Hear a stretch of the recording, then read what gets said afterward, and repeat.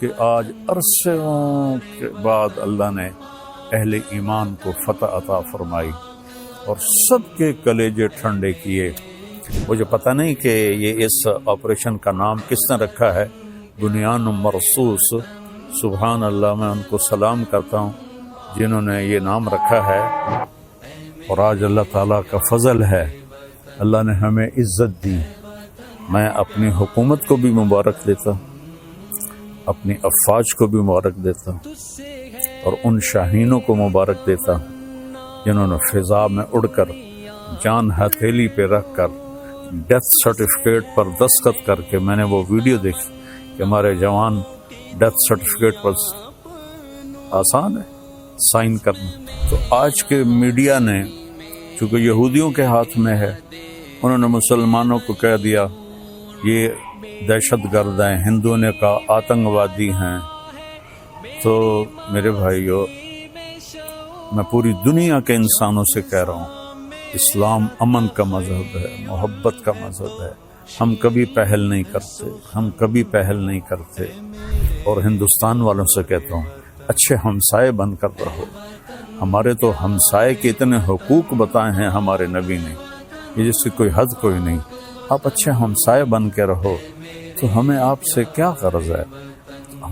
آپ کا بھی نفع ہے، ہمارا بھی نفع ہے کہ ہم اس نفرت سے اور اس جنگ سے باز رہیں۔ جس نے اس آپریشن کا نام رکھا ہے بنیان مرصوص۔ اور اس کے بعد میں عرض کرتا ہوں حکمرانوں سے جو اس وقت ہیں، جو اقتدار میں ہیں، طاقت میں ہیں، پورے قوم کو بنیان مرصوص بنا دیں، اور یہ جو سیاسی اختلاف ہیں اس کو دشمنی تک نہ لے جائیں۔ لوگوں کو آزادی دیں کہ آزادی سے وہ سیاست کر سکیں، تو ہم پھلیں گے، پھولیں گے۔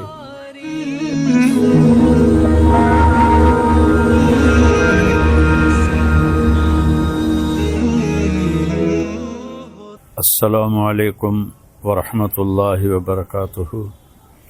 بسم اللہ الرحمن الرحیم، والصلاة والسلام علی رسولہ الکریم وعلی آلہ واصحابہ اجمعین، اما بعد، فاعوذ باللہ من الشیطان الرجیم، بسم اللہ الرحمن الرحیم، ان ینصرکم اللہ فلا غالب لکم، وقال النبی صلی اللہ تعالی علیہ وسلم، یا ایھا الناس لا تتمنوا لقاء العدو فاذا لقیتم فاثبتوا۔ میرے محترم پاکستانی بہن بھائیوں اور پوری دنیا کے اہل اسلام جو مدتوں سے آگ و خون میں جل رہے تھے، اللہ نے ایک معجزہ دکھایا اور اپنے سے 10 گنا بڑے دشمن کو اللہ تعالیٰ نے خاک میں ملا دیا اور ان کے غرور کو زمین میں دفن کر دیا، اور اللہ تعالیٰ نے اپنے بندے کی مدد فرمائی۔ اسلام ہمیں کبھی بھی پہل کا نہیں کہتا، ہم ملک کے لیے نہیں لڑتے، ہم اسلام کو پھیلانے کے لیے نکلتے ہیں، یا ہمارے اوپر کوئی حملہ کرے ہم اس کا دفاع کرتے ہیں۔ اسلام امن کا مذہب ہے، بھائی چارے کا مذہب ہے۔ میں صرف مولانا نہیں ہوں، اس سے زیادہ میں نے ہسٹری کو پڑھا ہے، لہذا میرے سامنے ایسے شیشے کی طرح ہسٹری ہے کہ ہندو آپس میں کتنا لڑے مہاراجے، اور کیسے انہوں نے ایک دوسرے کو گاجر مولی کی طرح کاٹا، اور مراٹھوں نے ہندو مسلم کی تفریق کے بغیر کس طرح خون کی ندیاں بہائیں، اشوک نے کس طرح لاشوں کے انبار لگا دیے تھے۔ اور میں اپنے نبی پہ قربان جاؤں، جب انہوں نے مکہ فتح کیا، 18 برس کی دشمنی تھی کہ ہم نے محمد بن عبداللہ کو قتل کرنا ہے۔ یہ وہ لوگ نہیں تھے جو صرف سیاسی اختلاف تھا یا چھوٹی موٹی کوئی دشمنی تھی، اس درجے کی دشمنی تھی کہ اس کو قتل کرنا ہے۔ جب میرے نبی فاتحانہ مکہ میں داخل ہوئے تو آپ ایسے نہیں بیٹھے تھے اونٹنی پر، آپ اس طرح سر جھکا کے بیٹھے تھے. آپ کے پیچھے حضرت اسامہ بن زید بیٹھے تھے، آپ کی لیفٹ سائڈ پر حضرت ابو بکر رضی اللہ تعالی عنہ کی اونٹنی تھی، اور آپ کے لیفٹ پر حضرت اسید بن حذیر رضی اللہ تعالیٰ عنہ تھے، اور حضرت عمر رضی اللہ عنہ صفوں کو سیدھا کرتے ہوئے چل رہے تھے. اور میرے لوگ جب داخل ہوتے ہیں تو فاتحانہ تو ایسے داخل ہوتے ہیں اور کہتے ہیں گاجر مولی کی طرح کاٹ دو، نہ بچہ چھوڑو نہ بڑا چھوڑو. میرے نبی ایسے داخل ہوئے تھے. کجاوا جو ہوتا ہے نا، اس کے اوپر آپ کی ٹھوڑی لگی ہوئی تھی، اور آپ کہہ رہے تھے لا الہ الا اللہ وحدہ، وہی ہے ایک اکیلا اللہ جس کا کوئی شریک نہیں.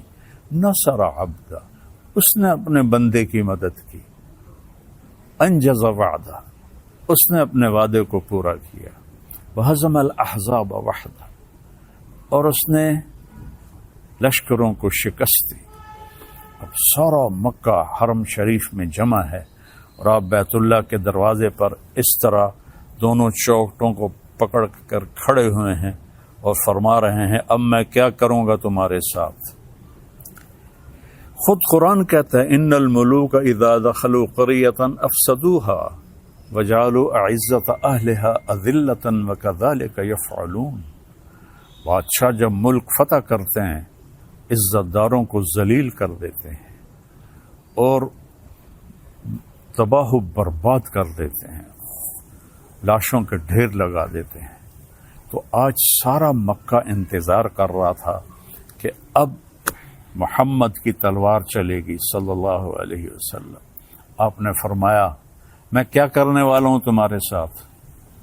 تو سہیل بن عمرو ابھی مسلمان نہیں ہوئے، قریشی سردار ہیں، کہتے ہیں آپ بڑے سخی ہیں، سخی کے بیٹے ہیں، سخاوت کی امید ہے. تو آپ نے فرمایا جاؤ، جیسے یوسف علیہ السلام نے اپنے بھائیوں سے کہا تھا کہ تم آزاد ہو، تم پر کوئی جرم نہیں، میں تمہیں کہتا ہوں جاؤ تم آزاد ہو، تم پر کوئی جرم نہیں. سارا مکہ مسلمان ہو گیا آپ کی اس فیاضی پر، چونکہ یہ تاریخ میں ایسا کبھی ہوتا نہیں ہے. پھر آگے میں 2-3 واقعات سناؤں گا جس سے اسلام کا مزاج آپ کے سامنے آئے گا. دمشق پہ حملہ ہو رہا تھا جو شام کا کیپٹل تھا، اور جو رومن امپائر تھی اس کے 2 کیپٹل تھے، گرمیوں میں استنبول اور سردیوں میں انطاکیہ جو آج ترکی میں ہے، یہ اس وقت شام میں تھا. تو 2 طرف سے حملہ صحابہ نے کیا، ایک طرف سے خالد بن ولید، دوسری طرف سے ابو عبیدہ بن جراح رضی اللہ تعالیٰ عنہ. خالد بن ولید فتح کرتے کرتے کرتے ایک بہت بڑا گرجا تھا، اس کے آدھے تک پہنچ گئے تھے کہ ادھر سے ابو عبیدہ ایک دم آئے اور کہا تم تلوار چلا رہے ہو، میں نے تو ان کی صلح کی اپیل منظور کر رہی ہے.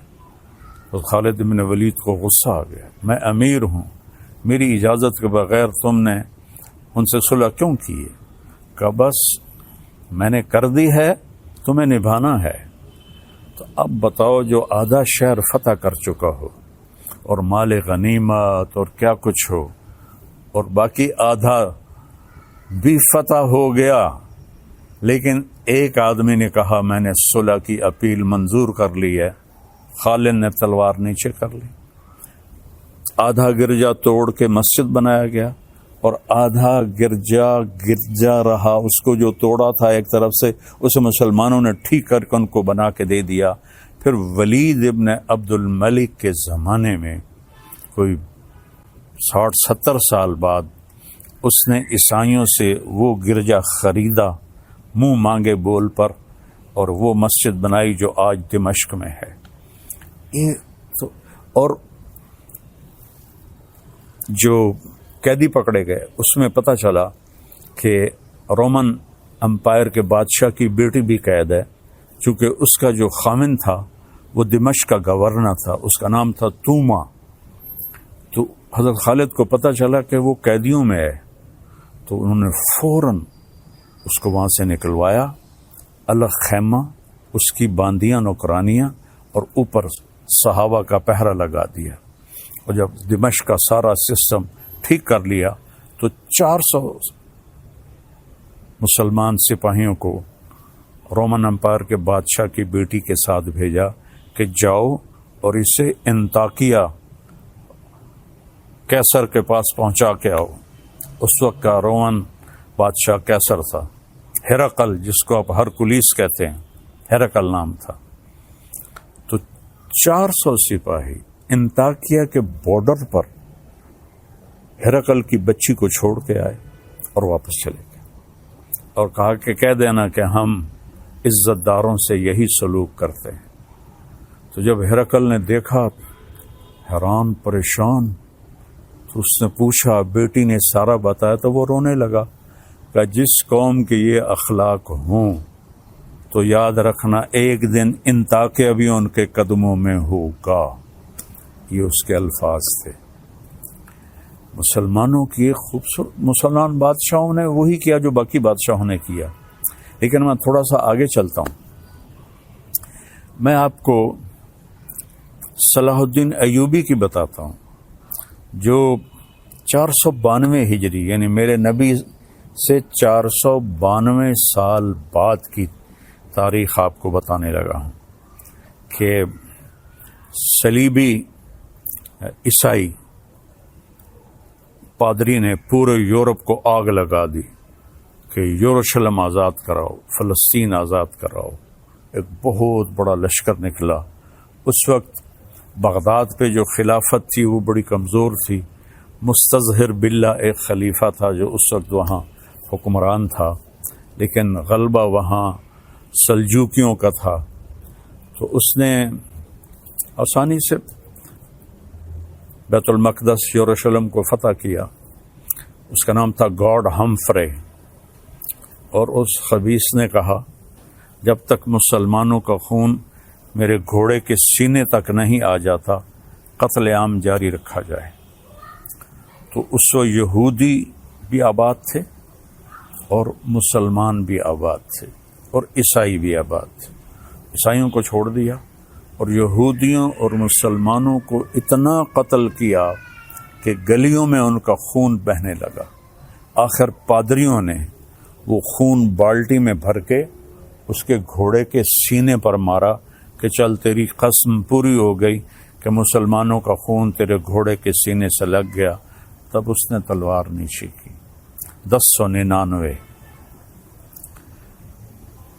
اور 1187 میں یعنی 88 سال کے بعد جب صلاح الدین ایوبی رحمۃ اللہ علیہ نے فلسطین کو فتح کیا تو سارے مسلمان غصے سے بھرے ہوئے تھے، فوجی، کہ ہم بھی ان کو ایسے ہی قتل کریں گے جیسے انہوں نے ہمارے مسلمانوں کو قتل کیا تھا۔ اس سے پہلے ایک جنگ ہوتی ہے، جنگ حطین، جس میں سارے عیسائی بادشاہ یورپین اور مقامی 60,000 کا لشکر، اور صلاح الدین ایوبی کے پاس 20,000 کا لشکر تھا۔ تو اس نے صلاح الدین نے ان کو گاجر مولی کی طرح کاٹ دیا۔ بادشاہ سارے گرفتار ہو گئے۔ اس نے سب بادشاہوں کو عزت دی، صرف ایک کو قتل کیا، ریجنالڈ، جس نے 2 دفعہ حاجیوں پہ حملہ کیا تھا۔ یہ کرک اردن کے شہر کا حکمران تھا اور حج کا راستہ کرک سے جاتا تھا، تو اس نے 2 دفعہ حاجیوں کو قتل کیا اور کہا بلاؤ اپنے محمد کو۔ تو صلاح الدین نے اسے پیشکش کی ایمان، مسلمان ہو جاؤ۔ انہوں نے کہا میں نہیں ہوتا۔ انہوں نے کہا ہم یہ بادشاہوں کے ساتھ، اس نے کہا میں نے 2 دفعہ قسم کھائی تھی تیرے قتل کرنے کی جب تو نے حاجیوں پہ حملہ کیا تھا، تو آج محمد نہیں آ رہا، آج محمد کا ادنا غلام آ رہا ہے۔ اس نے ایسے وار کیا اور اس کی گردن پیچھے لٹک گئی۔ باقی سارے بادشاہ کانپنے لگے۔ اس نے کہا ڈرو نہیں، ہمارا مذہب ہمیں یہ نہیں سکھاتا، ہم بادشاہوں کو، عزت داروں کو ہم عزت دیتے ہیں، لیکن یہ بہت حد سے آگے بڑھ گیا تھا، اس لیے میں نے اس کو قتل کیا ہے۔ پھر آ کر انہوں نے یروشلم کو گھیر لیا، اور وہاں تو فوجی کوئی نہیں تھی، چند سپاہی تھے، تو آ گئے جی ہم نے صلح کرنی۔ صلاح الدین نے کہا صلح کس بات کی، اب تو میں فتح کر چکا ہوں، اب تو میں اس پر فاتحانہ داخل ہوں گا، میں اس پر فاتحانہ داخل ہوں گا۔ جب فاتحانہ داخل ہوں گے تو غلام، باندیاں، مال غنیمت، کتنا کچھ تھا۔ تو انہوں نے منتیں کی کہ مہربانی کریں آپ ہمیں معاف کر دیں۔ تو آپ 88 سال پہلے دیکھیں کہ قتل عام سے گلیاں بھر گئیں، اور 88 سال بعد ایک مسلمان جو اپنے نبی سے 500 سال بعد آیا ہے، اس نے کہا اچھا ٹھیک ہے، میرے لیے میری طرف سے سب کو اجازت ہے، جو جانا چاہتے ہیں اور جتنا سامان لے جانا چاہتے ہیں وہ بھی لے جائیں، اور فدیہ، تھوڑا سا فدیہ رکھا۔ تو جو مالدار تھے وہ اس کا ہر جانا اور وہ جرمانہ دیتے ہوئے نکلتے گئے، پیچھے غریب عیسائی رہ گئے، ان کا ہر جانا صلاح الدین نے اپنی جیب سے دیا، اور کچھ باقیوں نے کہا جی ہم رہنا چاہتے ہیں، کہا بسم اللہ رہو۔ نہ کسی گرجے کو نقصان پہنچایا، نہ کسی عیسائی پر تلوار اٹھائی۔ یہ میرا اسلام ہے، یہ میرے نبی کا بتایا ہوا دین ہے جو ایک اللہ کی دعوت دیتا ہے۔ تاریخ تو بہت لمبی ہے، میں نے 3 واقعے بتا دیے، ایک اپنے نبی کا، ایک صحابہ کا، اور ایک 500 سال کے بعد ایک بادشاہ کا۔ اور اس کے بعد میں سارے اہل پاکستان کو مبارک دیتا ہوں، سارے بہن بھائیوں کو مبارک دیتا ہوں، وہ مسلم ہیں، عیسائی ہیں، ہندو ہیں، سکھ ہیں، جو بھی ہیں، سب کو مبارکباد دیتا ہوں کہ آج عرصوں کے بعد اللہ نے اہل ایمان کو فتح عطا فرمائی اور سب کے کلیجے ٹھنڈے کیے۔ یہ ہمیں دہشت گرد کہتے ہیں، دہشت گرد تو کم بخت یہ ہیں۔ آپ کو پتہ ہے جب دوسری جنگ عظیم ہوئی ہے تو کون تھا شروع کرنے والا؟ ہٹلر 1940 میں، 1945 میں کم بخت نے خودکشی کی۔ کتنے لوگ مرے؟ 8 کروڑ 8 کروڑ لوگ مرے دوسری جنگ عظیم میں۔ پہلی جنگ عظیم 1914 میں شروع ہوئی، 2 کروڑ لوگ مرے، اس وقت آبادی تھوڑی تھی۔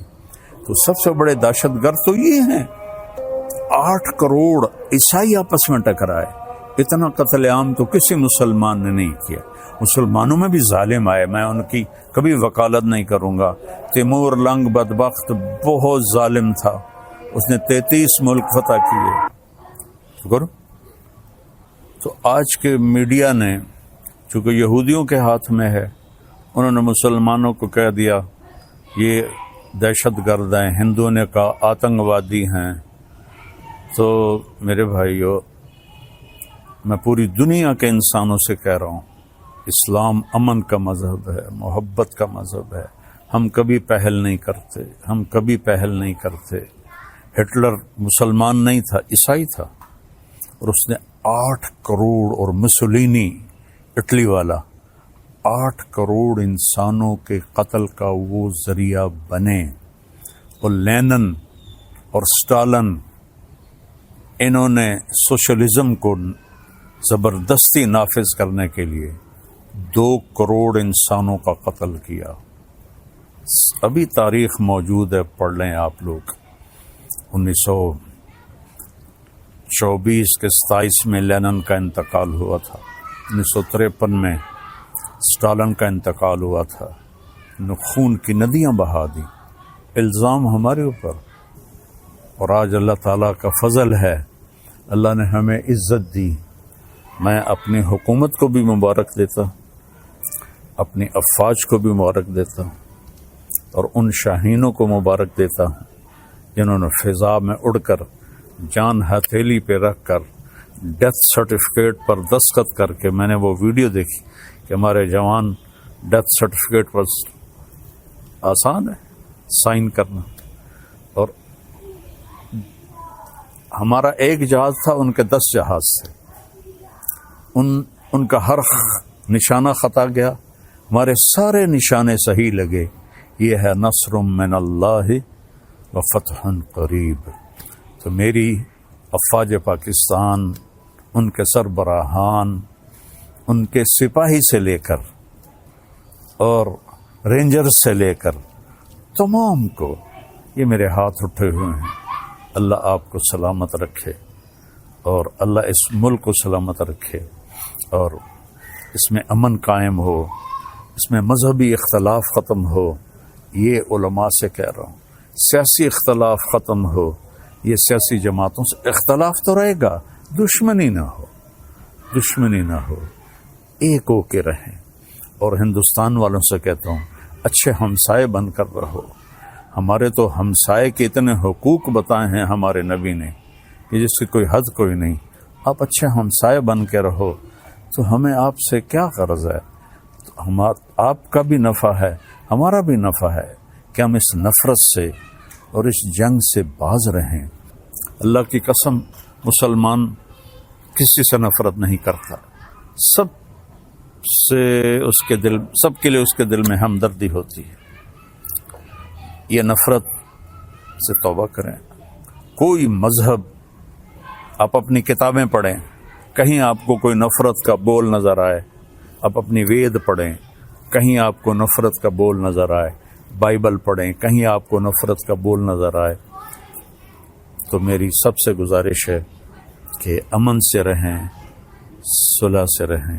حکمرانوں سے اپیل ہے کہ یہ جو ایک سیاسی انتشار ہے اس کو اللہ کے واسطے ختم فرما دیں تاکہ ہم ایسے ہو کے رہیں۔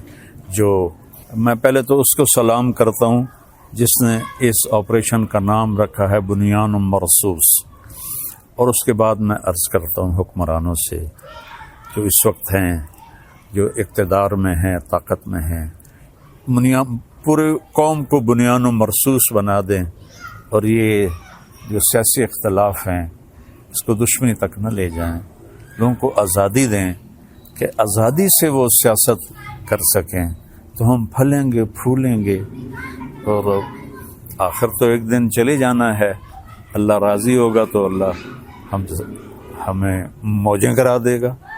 اگر کوئی ظالم بن کے مر گیا تو پھر چاہے وہ مسلمان ہے اور چاہے وہ تہجد گزار ہے۔ حجاج بن یوسف روزانہ 10 سپارے تہجد میں پڑھتا تھا، 10 سپارے، اور وہ ایسا خبیث تھا کہ اس نے 1.25 لاکھ مسلمان اپنے سامنے کھڑے ہو کے قتل کروا دیے، اور عمر بن عبدالعزیز نے اس کو دیکھا کہ وہ جہنم کی آگ میں، اور عبد الملک بن مروان جس نے اس کو بنایا تھا گورنر عراق کا، دونوں کی آنتیں باہر نکلی ہوئی ہیں اور گدھے کی طرح اس کے گرد وہ چکر لگا رہے ہیں۔